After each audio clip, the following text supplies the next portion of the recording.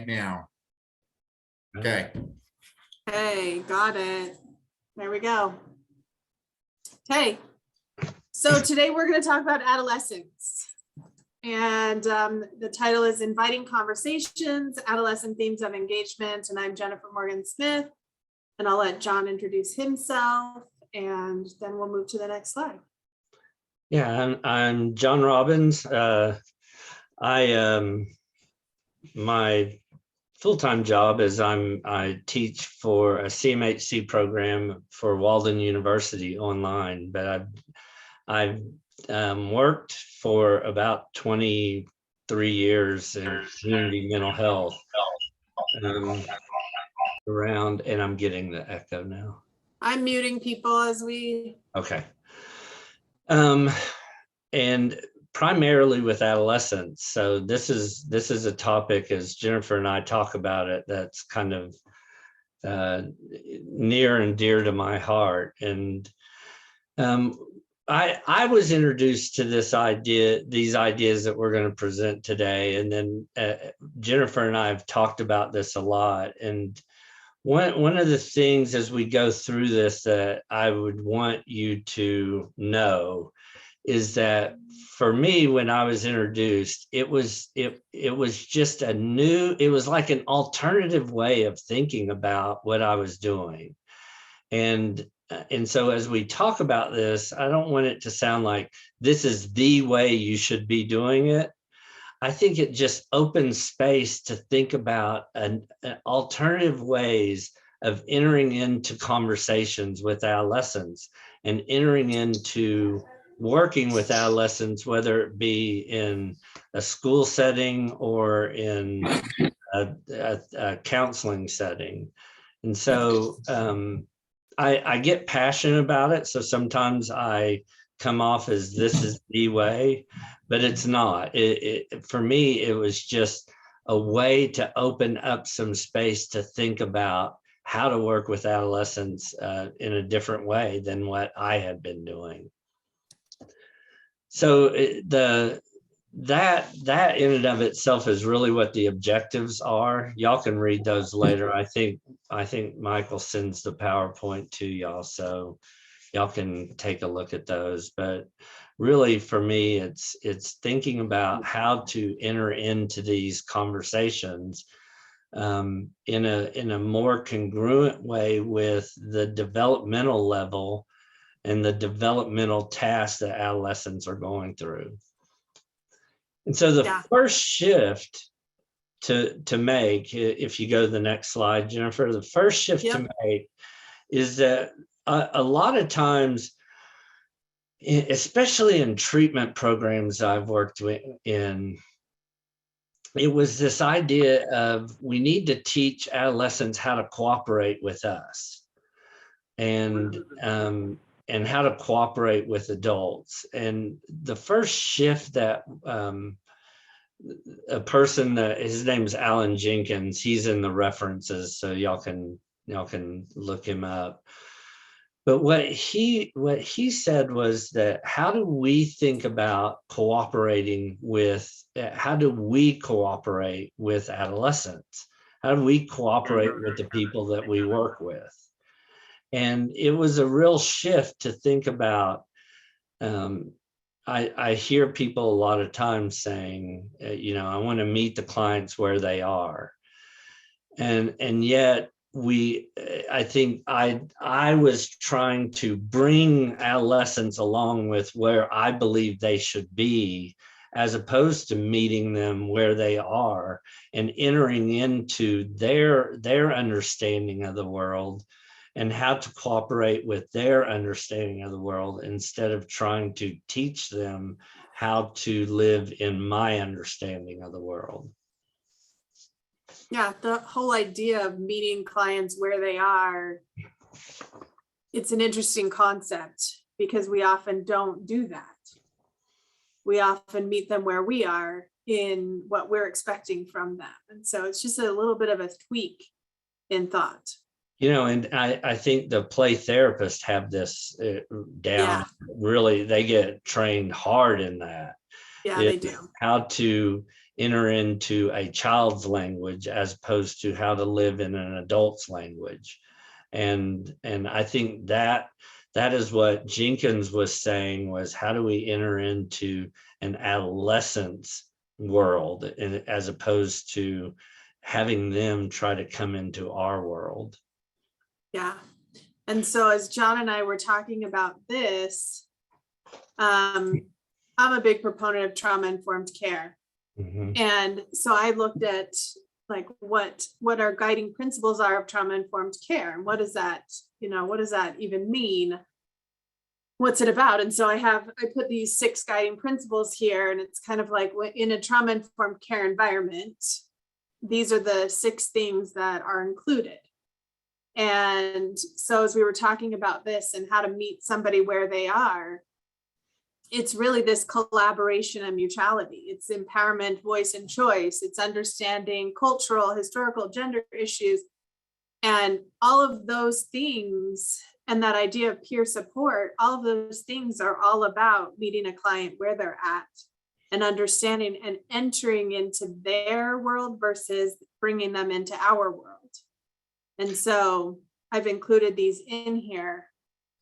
Yeah, That's just part of I know you've done a deep dive in this.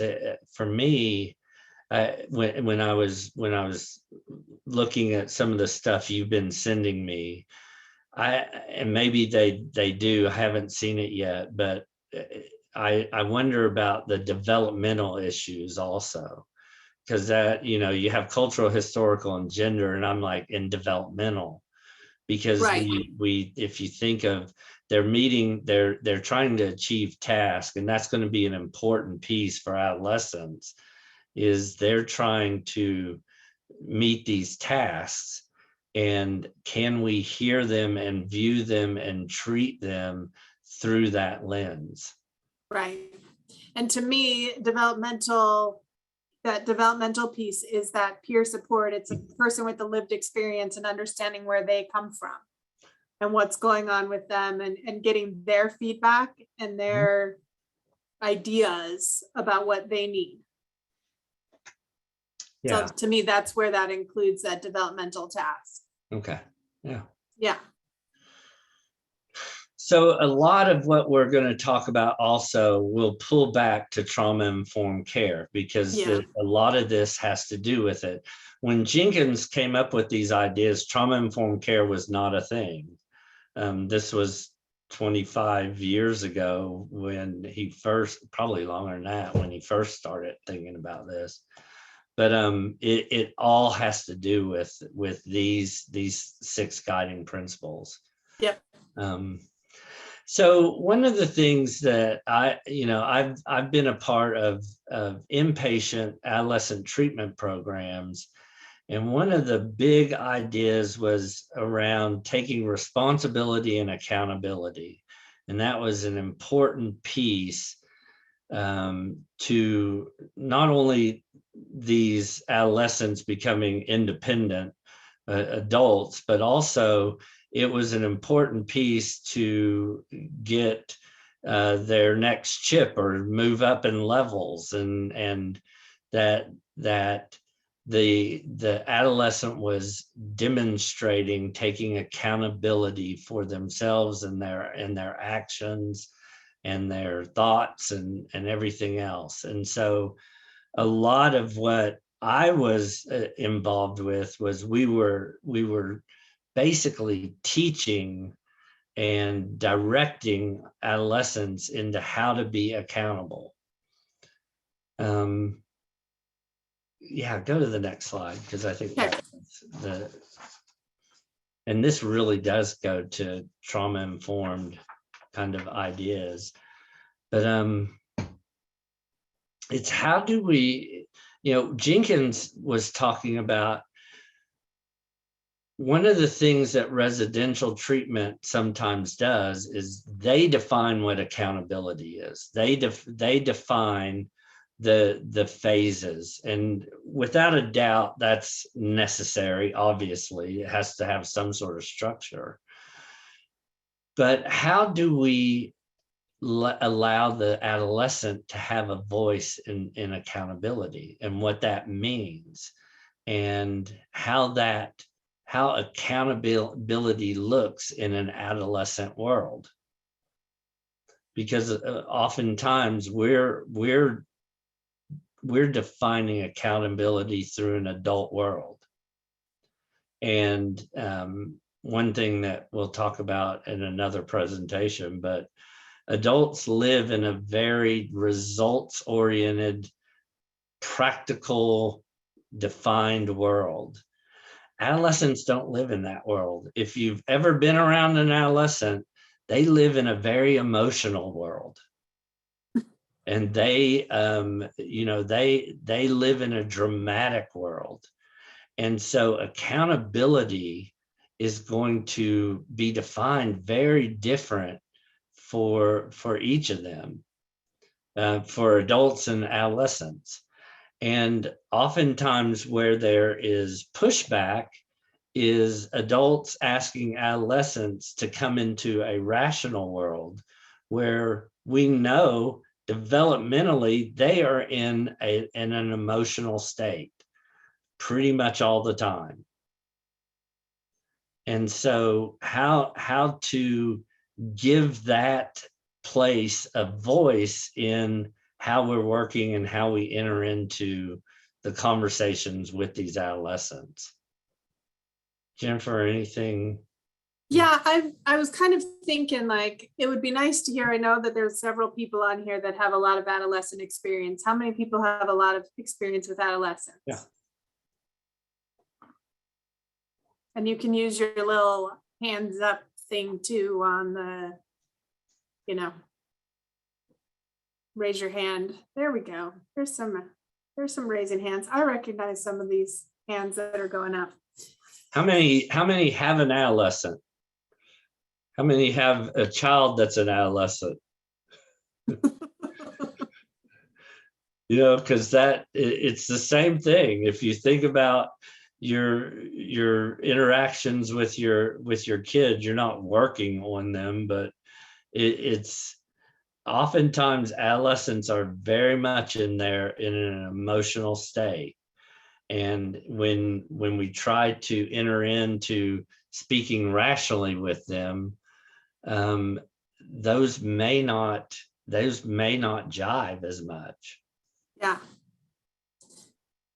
and I think I'd love to hear from people. It's like, how do you hold an adolescent accountable in an effective way? Like that's really, the big question. How do we hold them accountable and meet them in that developmental place that they're at? I think that's a big question that we often, wonder about, And Jennifer, part of it is, do we have space in our jobs or in our world to allow the adolescent to have a part in defining what accountability is? Because if I say I'm going to hold them accountable and don't ask any questions of the adolescent, then they're going to be accountable the way I view it. Right. And they're going to be accountable the way I define it. And I'm going to define it from an old man,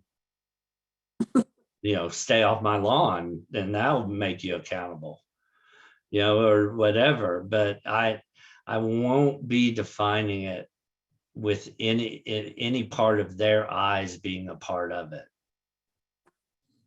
And that's interesting because Shelley in the comments says the agreement has to be clear to them. Yeah. So Absolutely. how do we make it clear?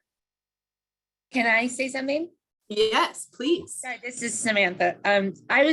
When I talk to the adolescents here, I a lot of times will establish their terminology, their wording, and the meaning behind their words so that we're all on the same page. And then I allow them to set the expectations and set the responsibilities of their goals.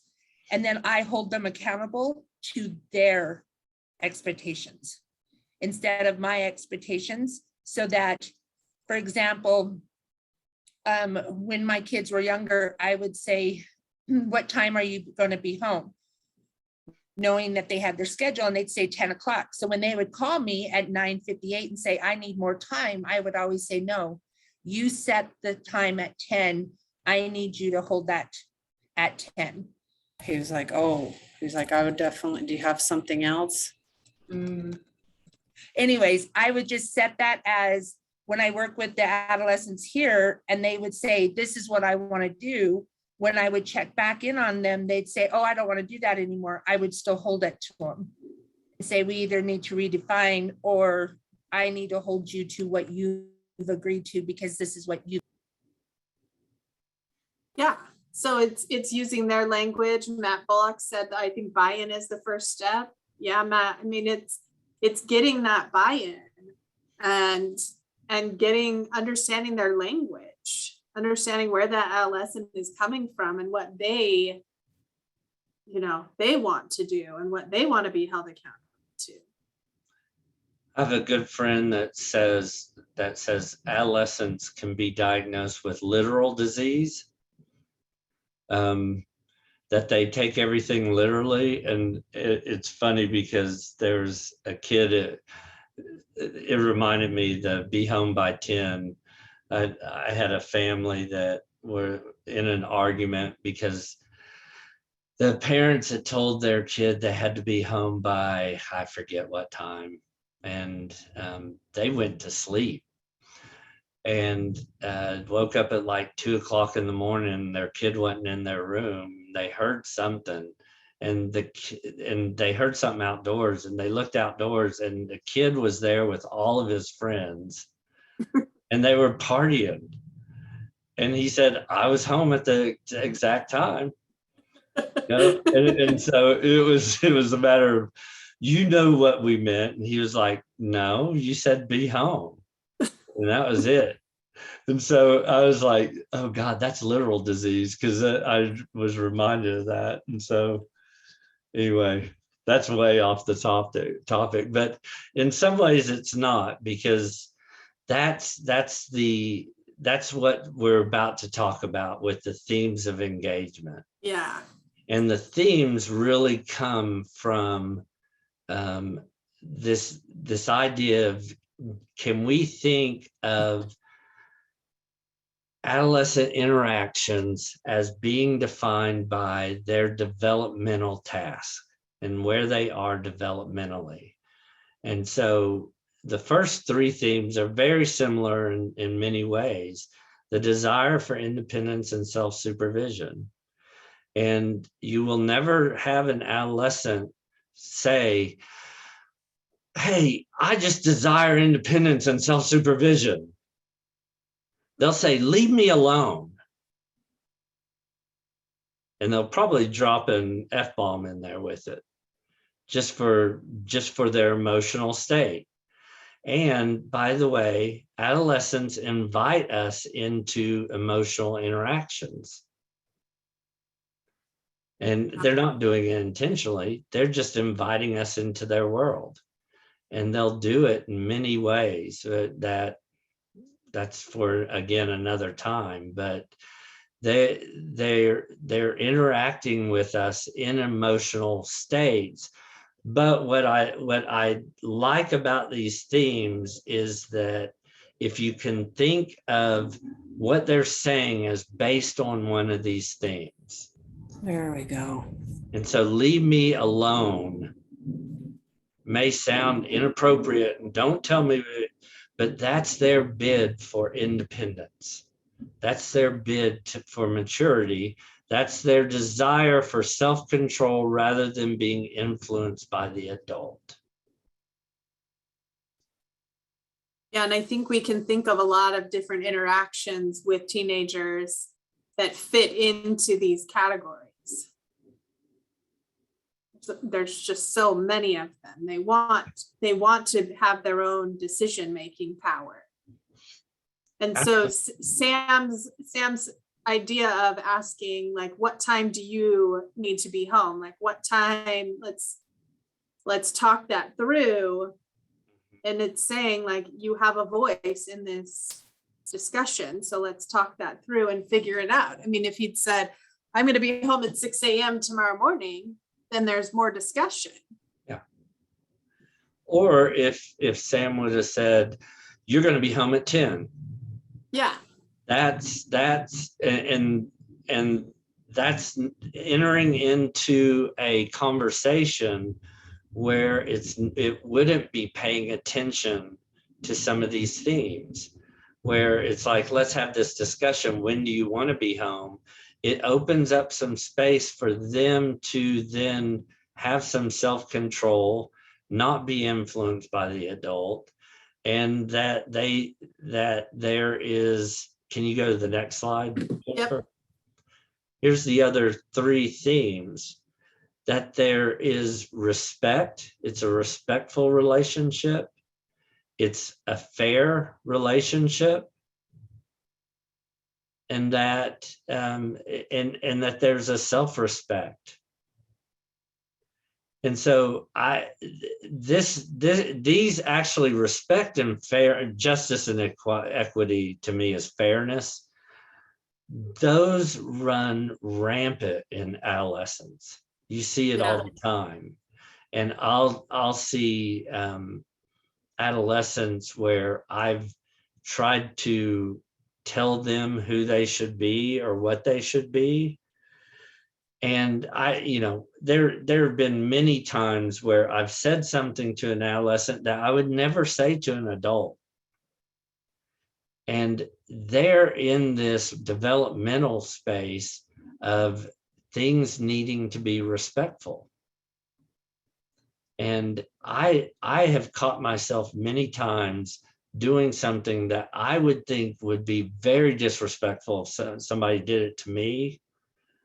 If somebody told me who I should be or how I should be, it would feel disrespectful. And I don't know about y'all's tendency. My tendency is to push back. And so when an adolescent pushes back, I think I don't give them as much permission. I don't try to understand what was my part in entering into this conversation that felt disrespectful. Yeah. What did I say? What did I do that maybe triggered them to start asserting this and asserting their need for justice and fairness? Brooke talked about the TBRI, principle of a compromise. Mhm. And that's kind of what we're talking about. Yeah. It's how we then recognize the developmental milestones and needs of adolescents and understand that this is how they're going to engage with us.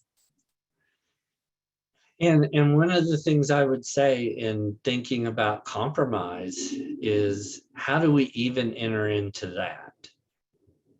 Because if I'm saying, well, why don't we compromise? I'm still in power. Instead of asking a question like, how should we handle this? How would you want to go about handling us disagreeing on this? What do you want this support to look like? Yeah.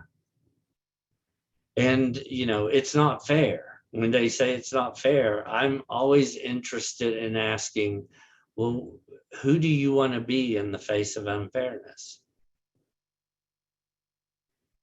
Instead of when I first started working, I thought I needed to be the teacher. And so when things aren't fair, I'm going to either try to teach them about what makes it unfair, or why it's being done, or how to handle unfairness, or whatever, instead of being curious about how they want to be, which goes back to giving them some space for their own independence and looking at who they want to be. And one of the things I think I feel passionate about this is, where it comes from, is as soon as I started asking adolescents, who do you want to be in the face of this? It seemed so foreign to them to be asked that, especially the folks that had been through like several residential treatment programs, to have some space for them to consider it. And quite honestly, it threw them. Because they were way more used to being told who they should be or how they should be than to have to come up with it themselves and define the type of adult they want to be. Yeah. So with those themes in mind, which I think are important, because it's going to show up if you buy into these are themes of an adolescent, then you're going to start seeing these in everything that an adolescent does. So if we quickly review, I'm going to jump back a slide because there's all 6 of them right here. So the independence, self-supervision, the maturity, their desire to grow up, to have self-control, to have self-respect, to have respectful relationships, and to have justice and fairness. So does anyone find that those aren't accurate themes of adolescence? Anyone see that? No, I've never seen a teenager who really wants to be independent or argues for their own control in a situation. Because when I look at these, it feels like this really,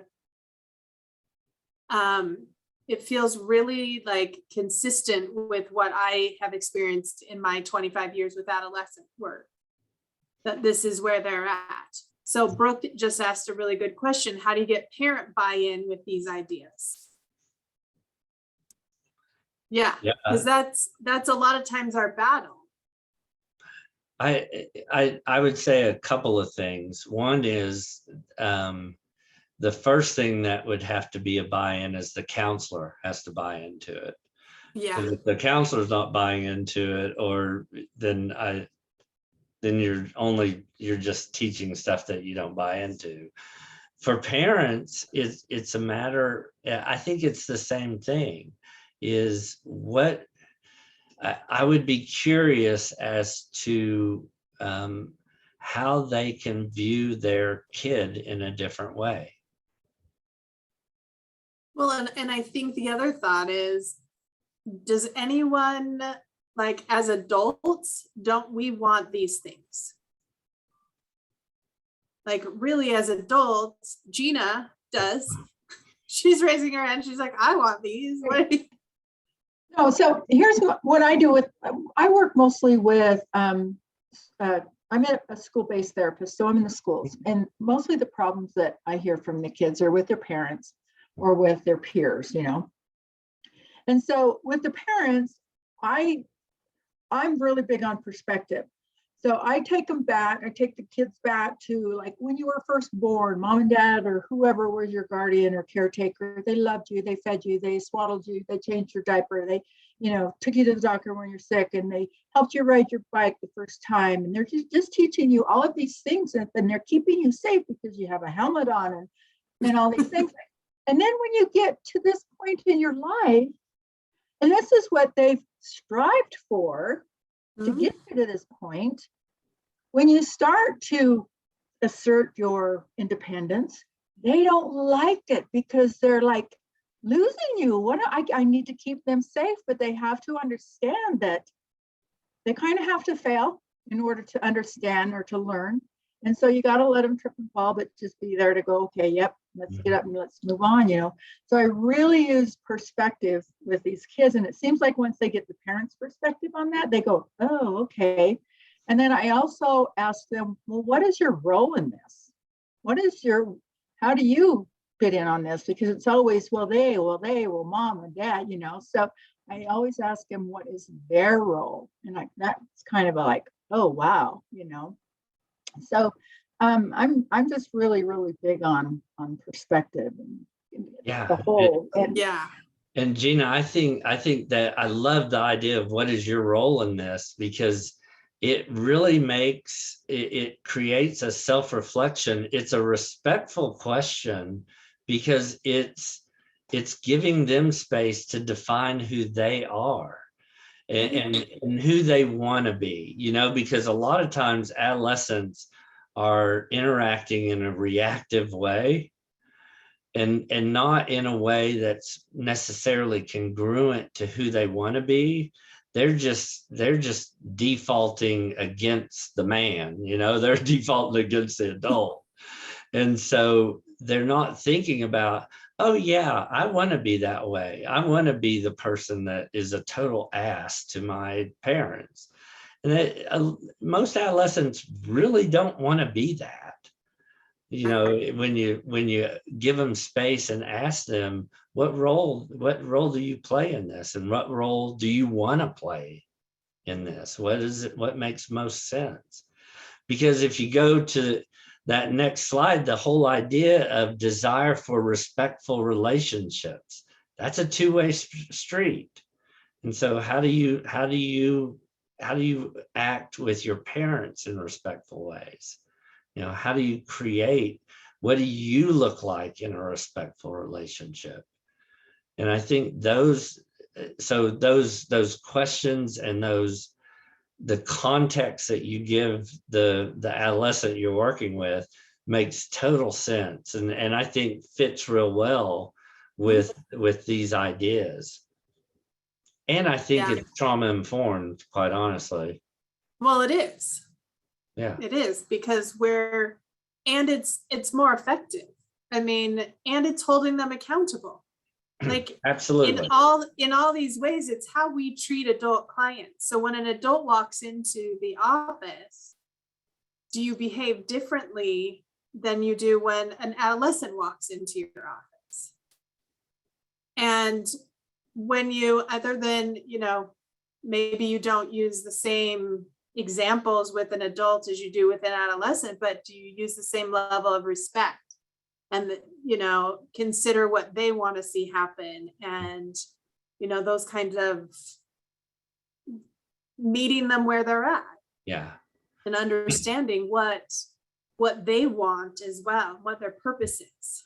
And not to be all academic, but for just a moment, hang with me. But Gina brings up this idea of, I will say to parents, if you're parenting your 15-year-old like you parented them when they were 5, you're going to have some trouble.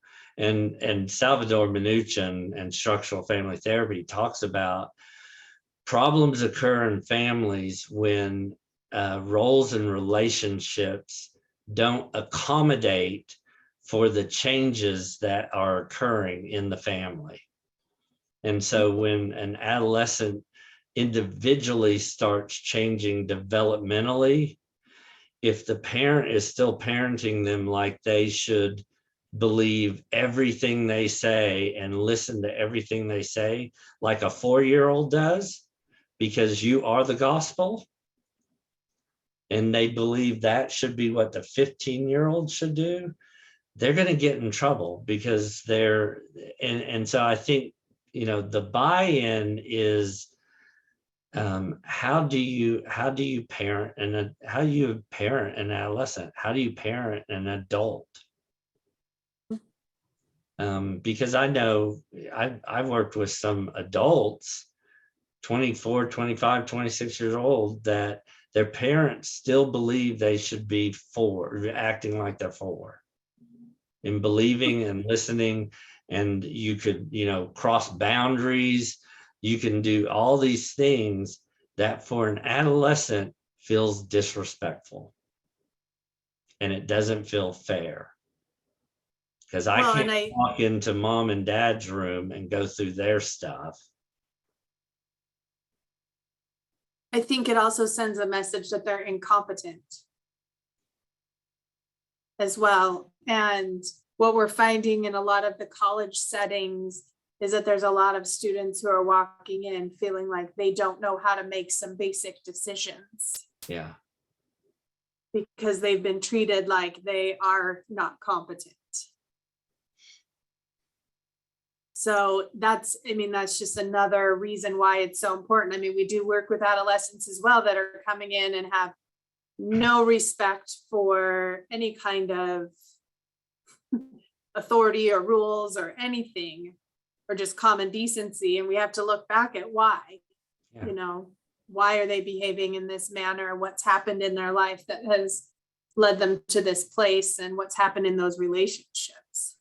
Well, and I think one of the things I liked about this, and this is why I say this isn't the answer, but it gives me an alternative in entering into a relationship. Because when I've worked with that totally disrespectful adolescent, one of the things that I have to be careful about is imposing my will on them and trying to overpower that, because that's probably part of why they're in the place they're at. Right. And so I don't want to repeat what has trained them to be where they're at. And I don't want to, so I have to think, this gave me an alternative way to think about, how do I enter into this? How do I do this?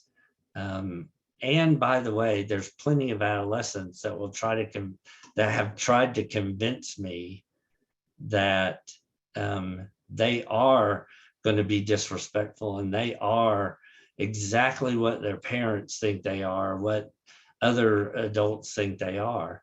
They're going to try to convince me of that, because if I become convinced of that, then I'm going to enter into the relationship the way everybody else does, and they can just use their defaults. They know how to deal with those relationships. But if I become interested in them and ask them, you know, what role do you play in this, and I have them reflecting on themselves, that's an unusual conversation for them oftentimes. And they can't necessarily go to their defaults. Yeah, it opens up that space for some change.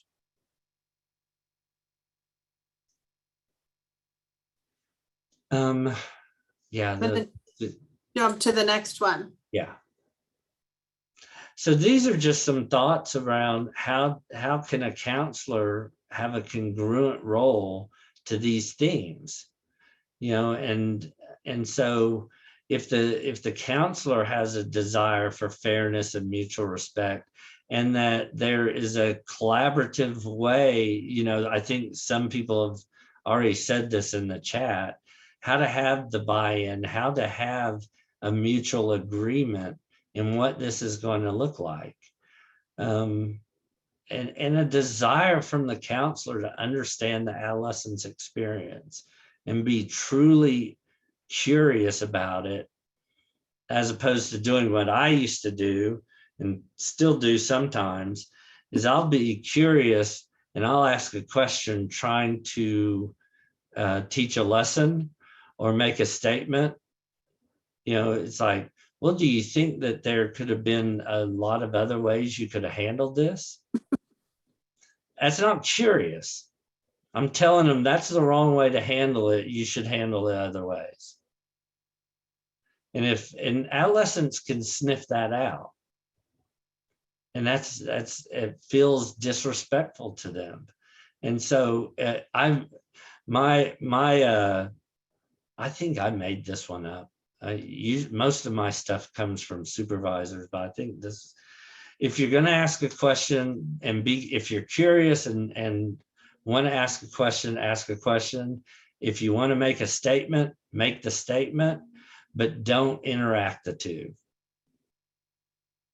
And so if I want the adolescent to do something different, I need to just make the statement.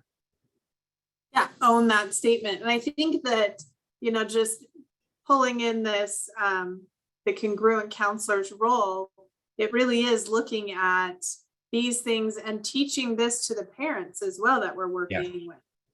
Like it's understanding with a parent, okay, so what do you really want to see happen here? Do you want, is lecturing working? Does that lecture contribute to the idea that we're understanding the adolescent's experience? Or does that just allow the adolescent to be like, oh, good, this is my punishment, I get the lecture, and then I can move on tomorrow to the same behavior. I just, every so often I have to pay my dues and listen to the lecture. So it's, I think part of it, an answer just to Brooke, as well on the parents buy-in, it's going through and teaching parents what were their developmental milestones. What are the adolescents' developmental milestones? How do you parent in a way that meets theirs? I mean, you could take these 3 slides and just put a handout together that says, here's the goals of adolescence. And here's, how to start working towards meeting these goals as a parent with your adolescent. And I do believe, maybe it's in March or whenever, Jennifer, you may know this, or Brianne or Mike may know it. We're going to do a training on parenting the out of control adolescent. Yeah, we have that in March. No, February. And Late part February. of part of that is Michael saying March. how do you get buy-in, and what does that look like in getting buy-in from the parents? And part of it is understanding adults live in a content and results-based world, and adolescents live in an emotional world. And as soon as the adult, the parent, moves into the emotional interaction as they're getting invited in by the kid, that's not fair. You're not my real mom, and anything to invite the adult into an emotional world. Once they're there, you're on their home field. Yeah. And unlike the NFL this past week, most of the time home field advantage makes a difference. And you're not going to win. Yeah. So that's part of it. It's some psychoeducation, but that's for a little bit different time. Yeah. But I think that this is also this is a time for us as therapists to reflect on, do we really have these desires? Do we have a desire to be curious and understand the adolescent's experience? Do we have a desire that this is going to be a mutually respectful interaction and relationship? Do we want them to become independent? Do we want them to learn how to supervise themselves? Do we really want them to be accountable? And do we want them to make the decisions about what that all means? Or do we just want them to do what we say so that it's easier for us and we can move on? Because a lot of times, we get overwhelmed as therapists as well. Like we see a lot of kids or we see a lot of clients and we're like, just come on, make this hour easy. Just listen to what I have to say and then let's move on. So it's asking ourselves, what are the things that we're doing to support this idea? Yeah, Gina is saying what the parents say or what society says. Yeah. Like it's easy. I saw something where somebody said, if so-and-so is paying for therapy, then that's a conflict of interest for the client. So if parents are paying for the therapy, is that a conflict of interest? Like if the parent is our customer telling us what these adolescents should do and say. And of course not. We have an obligation to the person that's sitting in front of us. I think it's interesting too, because I've done a ton of family therapy where the parents are sitting in the room and with the adolescent, and the parents have a real push for me to do the exact same thing they've been doing. Why don't you tell him that he can't do that? It's like, well, did it work for you? And I don't necessarily say that, but the solution isn't more of the same. And so one of the pushes in family therapy is, as I have a desire to understand the adolescent's experience, it can piss the parents off because he's manipulating you, or and so one of the things is, I'm not going to, because when that happens, then my mind is they have been unintentionally or whatever, they've been trying to control behavior. They have been trying to control this kid. And they've received all kinds of pushback, to the point where I think when you really try to control an adolescent, they will start behaving in ways that are incongruent with who they really want to be. Just because. Yeah, they get stuck in that emotional response rather than in thinking it through. And so I think it's when we can approach them. I like these questions. It's on this next slide. We can approach them in a way where we're asking them to think. A lot of times the parents and society and all those things, those ideas are rattling around in their head already. They already know what that stuff is. Their parents have been teaching them these things typically. And so it's looking at this. Yeah. You know, has an adult ever asked you to follow rules that they don't follow? Yeah, if you have an adolescent that's not talking, just ask them one of these questions. And they have a million ways. Teachers yelling at them to stop talking so loud, or parents telling them, I don't want you to smoke, as they're, lighting their next cigarette with the one that's going out. And just, there's a million examples. And so it's one of the things to ask yourself, because when I was introduced to these ideas, there was a little bit of push that I had in myself of, I can't let these adolescents get away with this. And then I really had to ask myself, what is that about for me? That I can't do that. I can't. And that was about me more than it was about the adolescent, because the guy was presenting in general adolescence and not in a particular person. And I was still kind of pushing back in my own kind of reflection. And so it's this idea of, and I said this in our last presentation, I'll say it in the next one. I think as counselors, it's our responsibility to have unusual conversations. Yeah. It should not be more the same. And so how do we be unusual as adults to adolescents? How do we enter into conversations in unusual ways and not just more of the same, believing, oh, my voice will make the difference? I think the last two slides are really just sample questions that y'all will have. Y'all are getting this PowerPoint.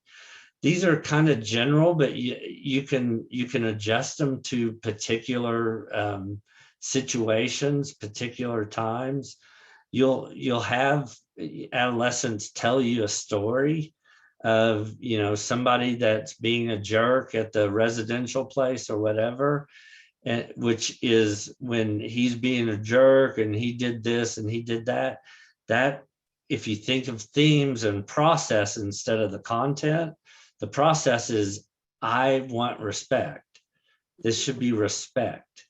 And so then you can ask a question like, how do you want to handle disrespect in a respectful way? I think leads to it leads to a different conversation. Yeah. It leads to an unusual conversation. I think Brooke raised her hand as I was yammering. Did you raise your hand, Brooke? Nope, that was an accident. The Okay, kid we want who- to make sure. Brooke's been good at chatting, so that's, in this chat box. I mean, I think, we've given you 2 pages of these questions of engagement. So it's, just the ideas of where did you learn about respect? When a kid is complaining about a situation that, really frustrated them, and it says, where did you learn about what respect looks like? How do you demonstrate respect to other people? It's just having those conversations and maintain that in a curious way. And I think we get to the same place a lot of times. And we can go there in this really respectful manner that allows them to stay open. And I think to go back to counseling 101, and when you heard content versus process, content is an adolescent's way of inviting you into their emotional space. And so they'll tell stories, they'll be dramatic about it, they'll cuss, they'll do all these things. If you think in terms of what are they really saying, what are the theme that they're hitting on, that's the process. And if you can ask a question off of the process and not get caught in the content, because the content will drive you into whatever invitation they're offering you. And adolescents will invite you to tell them what to do, because they can default into, because that's what adults do. They tell me what to do. Yeah. And so if you can think in terms of process and not let the content invite you into those spaces, then you are more likely to have some of these unusual conversations, different conversations than what they're used to. Yeah. So we've got these questions, and Michael is putting the code in the chat box, by the way. And so we've given you these questions of engagement, and Michael's putting the Google Doc in there too right now, so that That's everyone the knows to link fill to that the out. Evaluation, yeah. Yep. And then we also have the final slide being how therapists can avoid our own resistance. And I mean, it's what John's been alluding to, is that he himself has had that question, like, how do I don't want this adolescent to win. Like, this is kind of a, this is a competition when we get in the room with this adolescent of whose ideas are going to win out in this. And are we viewing it that way? Or are we viewing it in a way where we're really looking at it and saying, how do we create this cooperative interaction? And do we do that with adults? What changes us that when an adult enters the room, like even a 19 or 20-year-old, we're like, oh yeah, they're an adult. I look at them differently than I look at this 16, 17-year-old. And why? And how is that effective? Is that working? And Jennifer, you bring up that it was so eye-opening to me when I thought, gosh, when I'm working with a 15-year-old and when I'm working with a 20-year-old, how different I think about my role and what I'm allowed to do and what permissions I give myself, in what power I take on in a relationship, how different they are. And to be reminded that an adolescent, a 15-year-old, is beginning to strive to be what that 20-year-old is, but I'm treating them very differently. And so that's the push, is that I'm treating them like a kid when they're pushing to, I'm treating them like I know better. And I would not do that with an adult, where I just come off, unless I'm snarky at some point, but I try not to come off to an adult like I'm way smarter than you. Right. But I'm way more willing to do that with an adolescent. Yep. So we've enjoyed it. I'm seeing the chat. People are saying thank you and just that it's opened up questions. And that's what we hope, is that this is just some good thought-provoking things for you. Looking at ourselves as well as, you know, our clients and how we can have those unusual conversations. We have the references here as well. And so thanks for everybody who participated. Make sure you do your eval and you put in and Michael's posting that again, it's in the chat. So grab it, make sure you get it, and that you get the code word there. And Back there Jennifer just and a I- little bit. Well, I'll stay around. Jennifer, can you? Yeah. We'll stay on for a bit if somebody has questions or anything, but don't want to go over. We know our this was time. people's lunchtime. Yes. Yes, So- if you need to leave, thank you. If there's issues as far as the form's not working because of firewalls, just email me and I'm gonna steal the screen for a second, if I can, You take it, Michael. and hopefully it will.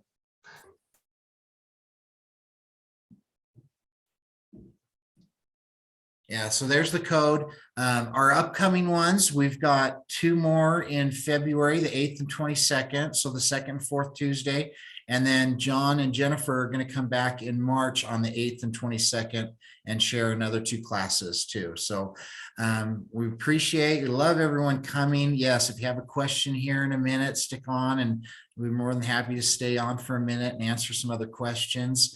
But yes, if you're looking for the CE, just give me a couple of days. We'll let all of you guys respond to those. And I'll probably try to I'll send you out an email with your certificate, the slides, and a link to the recording. And we'll get those to you in a couple of days. Let everybody fill these out. But if you have any questions, I'll give it back to John and Jennifer and they can answer questions, type in. The code is right there on the screen, COM, so communication 125. You see it there, Jenny? Jennifer just typed it in again.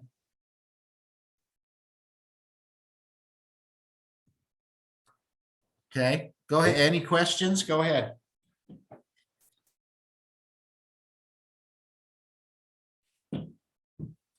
Any thoughts,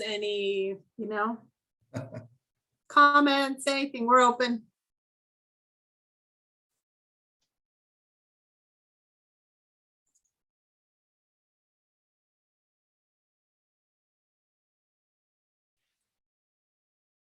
Okay, well, None today. have any?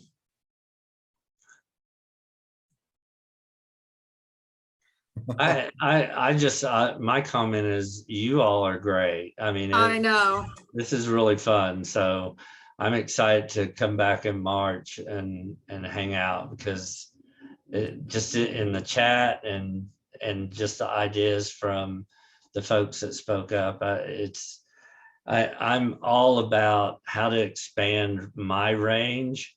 And anytime somebody says something, it's an alternative to me from, even if it's close to what I do, it expands me. And I think and I love that people do that for me. So it's my own selfish part of this. Well, I think it speaks to that value of doing real interactive kind of trainings too. Is that we all learn from each other, and that's that idea of collaboration. It's the trauma-informed way of presenting too. Yep. Well, Michael, stop the recording, so because I think we're done. I kind of thought we'd have someone comment. So yeah, if we don't have any, we can. And I think, Michael, we're back on February 22nd, right? So we're not doing the February 8th, but